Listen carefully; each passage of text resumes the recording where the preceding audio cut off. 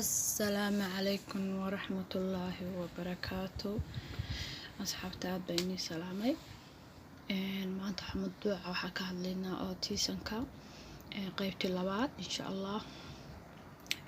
Ilmaha autism-ka qaba sidii loola dhaqmi lahaa oo maaragtay ula dhaqmi lahayn maadaama inagu hooyooyin nahay maaragtay waxaanu nagu cusub yahay oo inaan maaragtay ilmihiinu hadli karo cunugu weyn yahay una hadli karayn sidii aad u fahmi lahayd isaguna kuu fahmi lahaa. Dhibta taagana waxa waaye iga raali noqdo diyaaradda ay kormaraysa. Dhibta taagana waxa waaye isfahanka baa horta hooyadu aad ugu wareeraysa wareer aan caadi ahayn ka qaadaysa isfahanka ilmaha sababtoo ah isaga waxbuu rabaa hooyadiina 90kiiba waxbay u keenaysaa maalinta waxa laga yaabaa dhowr cunto oo kala nooc ah inay samayso oo u kariso una labadii cuntana rabin. Marka horta isfahanka muhiim waaye inay hooyadu soo qaadato kaarar oo cuntooyinka ku sawiran yihiin sharaabka ku sawiran yahay markaas aad meel ugu ridid oo bartid markuu sheyga uu rabo si uu la soo baxo uu dhaho sheygana raba aad markaa adigana hooyaduna culays badan baa ka degaysa. taas waa sidii cuntada iyo dhaqanka ilmaha autism-ka qaba. Markaa cuntooyinka qayb baan wara cunin cunto khaas ah buu leeyahay cuntooyin khaas ah buu leeyahay laakiin hooyadu intay ka baranaysa intaasoo dhan dib bay ku noqonaysaa way ku wareeraysaa. maasha Allah hooyooyinkeena ilmo badan bay leeyihiin badan oo ugu yar 2 3 4 5 maasha Allah Ilaahay noo barakeeyo. Marka waxa keenaysa marka kaararka haddii aad u soo qaadid oo kale kaararka u samaysid in aad culays badan uu ka degayo hooyada koow cununkiina stress badan iyo buuq badan una helay oo wixiisi uu soo qabsanayo uu ku keenayo oo wixiisi uu helayo. labo waxa ka xigtaa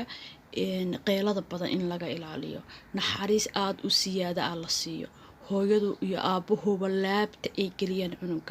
cunugaas laabta haddaa gelisid banaanka u saartid meelaha soo ciyaarsid horta guriga uu joogayo dhib uu ka qaabadaya waxaanan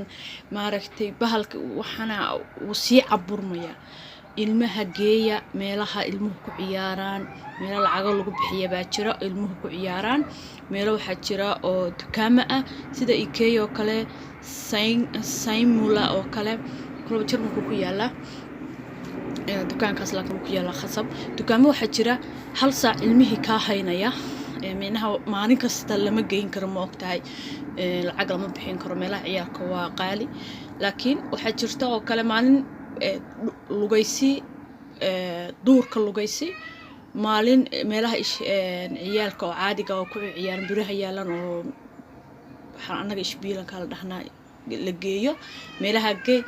maalin waxaad samaysaa meesha lacagta ka bixi maalin waxaad samaysaa dukaamada gey hal saac hadana waxba gadanin laabaas dhib ma laha dukaanka iska soo wareeg halkaas saac cunugaaga kugu nato micnaha wuxuu helayaa ilmihii inuu ilmaha kale oo jooga inuu contact la yeelanayo hadda ilmaha kale ku badisid cunugii waxa laga yaabaa inay soo noqoto contactigi uu dadka la yeelan lahaa. Autism-ka hadii la dhaho problemkiis waxa waaye waa dadka ka maqan dadku contact lama yeelanayo war hooyadiisuna la yeelan aabihiisu la yeelanayn cid kaluna la yeelan contact walaalihiisuna la yeelan contact. Marka waa muhiim inuu bulshada contact la yeesho laakiin hadaa dhaho ilmahaygi waa qeylinaya dukaan uma kaxaysan karo wuu ordaya alaabta dukaanku jajabinaya taasi micnaha aad cunuga guriga ku reebtid marka soo adeegayso cunuga guriga ku reebtid marka meel aad dhahays meelii ciyaalka ma geynayo meelii ishbiilanka ma geynayo micnaha cunugii hore uma soconayo taas hooyo ku dadaal iyo aab taas hore uma soconayo laakiin muhiimadu waxa waaye sidoo cunugii uu hore ugu socon karo hore wuxuu ugu socon karaa gey u sheeg waxa dhahda cunugayga autism uu qaba hadduu cunugu dilo dadkii raali garay cunugayga saasaa jirta dhe hadduu qayliyo dadku waa ku weydiinaya qofna dadna way ka aamusayaan dadna way ku weydiinaya cunug maxaa ku dhacay lagu leeyahay waxa leedahay xanuunka ma aha isoo qaba autism uu qabaa ta sababtaas keenaysa taasaa markaa waxay keenaysaa maaragtay dadkii inay hadhow ku bartaan oo maca adiga kuu naxariistaan ay dhahaan iska dhaaf cunugan haddii cunugayga tuuro dhib ma laha ay adiga kuu naxariistaan ma fahantay laakiin haddaan adigu waxba u sheegin oo waxaagii qarsatid way ku qarsanayaan biliis waxaan la hadlaya hooyooyinka iyo aabbaha autismka ilmaha haysta inay hore u kacaan indhaha kala furaan ku dadaalaan meel kastay geli karaan geliyaan quraanka lagu akhriyo ilmaha quraanka subaxdii soo kicin moobilkaaga u shid baqara u geey u shid gal habeenka markuu soo xanayo sidoo kale baqara u shid guriga adigu hooyo wax ku bar iyo aaba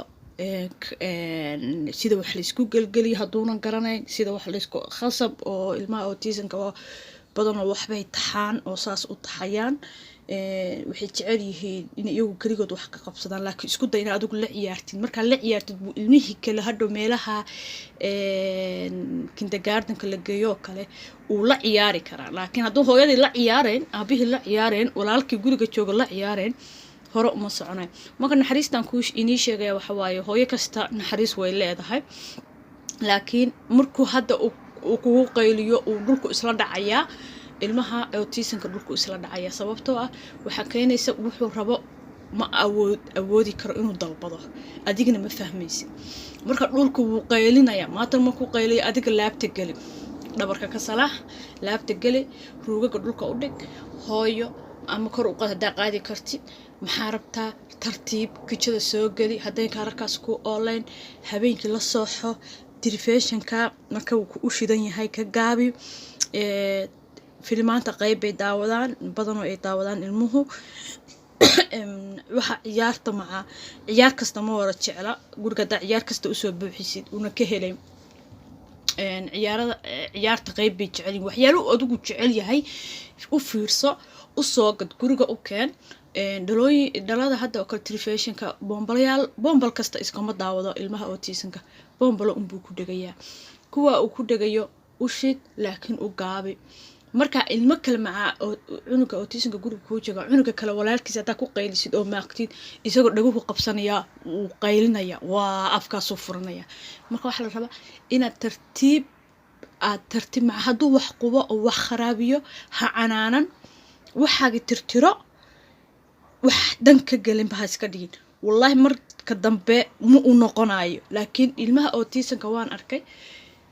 markii wax laga sameeyo aad dhahdid waxaa daa ama ha sameyn aad dhahdid wixii mararka qaarkood kusoo celcelinaa wuxuu kaa dhiganaabaa shactiro adi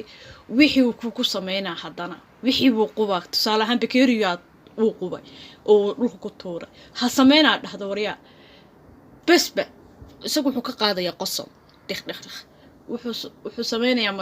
marka labaadka kuugu dayayaa marka isaga waxaasi hadalka hadlaysid iyo maaragta xanaaqa wajiga aad muujisay wuxuu sameynayaa bahalkii shactirika uu ka noqonaysaa adigina waa ku daalaysaa runtii hooyo haddaa tahay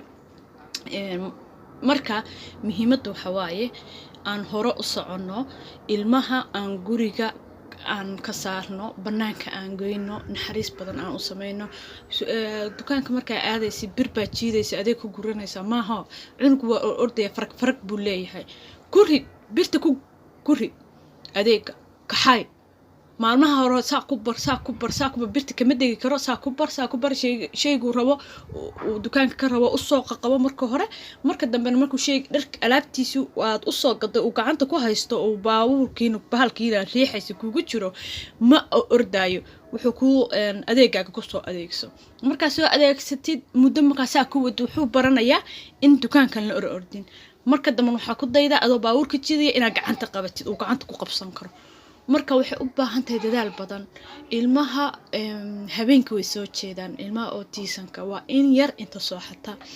habeenkii way soo jeedaan hooyada habeenkii soo jeeda aroortiin laga rabo ilmo kale inay meel geyso ama isagii inay meel geyso way adag tahay hooyada waxaa loo baahan inay nasab badan iyadu hesho oo maaragta iyadu isdejiso gurigeeda quraan ku shido ilaahay barido ilaahay saaxiib la noqoto isoo qabo habeenkii waxa laga yaabaa inuu